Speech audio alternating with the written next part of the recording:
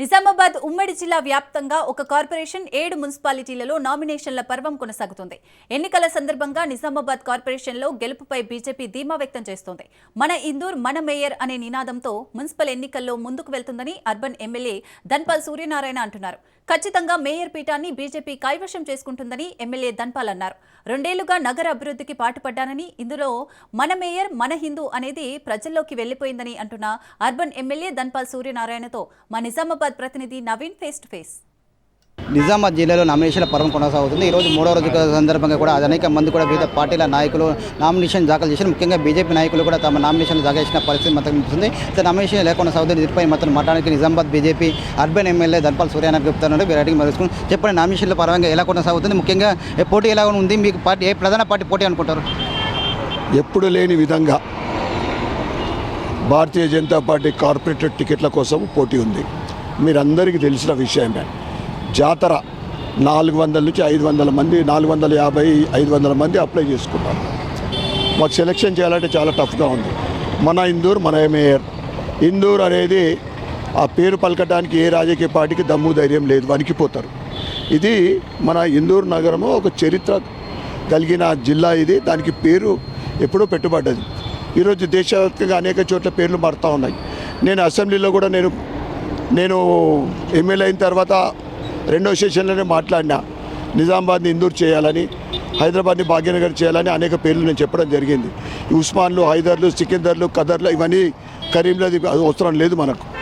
అందుకే ప్రజలందరూ కూడా Bharatiya Janata party municipal corporation మీద భారతీయ జనతా పార్టీ జెండా ఎగరబోతూ ఉంది. మేయర్ పీఠం కైవసం చేసుకుంటూ ఉంది. ప్రజలు ఎందుకంటే నా 2 సంవత్సరాల కాలంలో 130 కోట్ల అభివృద్ధి, ఇవన్నీ కూడా ప్రజలు గమనించారు. అవినీతి లేకుండా మా ఎంపీ గారు 7 సంవత్సరాల పరిపాలనలో, నేను 2 ఇయర్స్ అయిపోయింది, ఒక్క రూపాయి అవినీతి లేకుండా. మా ధ్యేయం ఒకటే, అభివృద్ధి చేయాలా, నిధులు తీసుకురావాలా. ఇది తప్పకుండా మేయర్ బీజేపీ అయిన తర్వాత, కార్పొరేషన్ గెలిచిన తర్వాత ప్రత్యేక నిధులు సెంట్రల్ నుంచి తీసుకొచ్చి ఇందూరు అర్బన్ నియోజకవర్గాన్ని అభివృద్ధిలో ముందుకు తీసుకెళ్తూ కనీవిని ఎరగని రీతిలో అభివృద్ధి చేస్తామని తెలియజేస్తాం. గతంలో కూడా పేరు మార్పుతోనే మీరు ప్రచారం చేపట్టారు. ఈసారి కూడా అదే ప్రచారం చేపడుతున్నారు. ఎన్ని స్థానాలు గెలుచుకుంటారు? మేయర్ సీటు పక్కా అనుకుంటున్నారా? వస్తే మాత్రం ఖచ్చితంగా జిల్లా మారే పేరు అవకాశం ఉందా? మేము పోటీ చేసేటి 40లో గతసారి 28 గెలిచినాం. అంటే 3 డివిజన్లతోటి మేము ఓడిపోయినాం.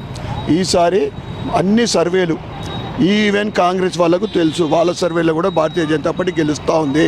32 నుంచి 35 సీట్లు మేము గెలవబోతా ఉన్నాం తప్పకుండా. ఎందుకంటే ఈరోజు రాష్ట్రంలో డబుల్ ఇంజిన్ సర్కార్ రావాలని కోరుకుంటూ ఉన్నారు. అది 3 సంవత్సరాల తర్వాత డబుల్ ఇంజిన్ సర్కార్ వస్తుంది రాష్ట్రంలో. అంతకన్నా ముందు ఇందూరులో ట్రిపుల్ ఇంజిన్ సర్కార్ రావడం ఖాయం. అంటే ప్రధానంగా ఇప్పుడు నామినేషన్లు దాఖలు చేస్తున్నారు. బీఫామ్ ఎంతమందికి ఇచ్చారు? మేయర్ అభ్యర్థి ఇంతవరకు ఎప్పుడైనా ప్రకటించారా? అన్ని డివిజన్లలో 42 సీట్లలో మేము పోటీ చేస్తూ ఉన్నాం. మైనార్టీ ఏరియాలలో కూడా మేము పోటీ చేయడానికి అభ్యర్థులు వస్తూ ఉన్నారు. అక్కడ కూడా పోటీ చేయడానికి మేము సిద్ధంగా ఉన్నాం.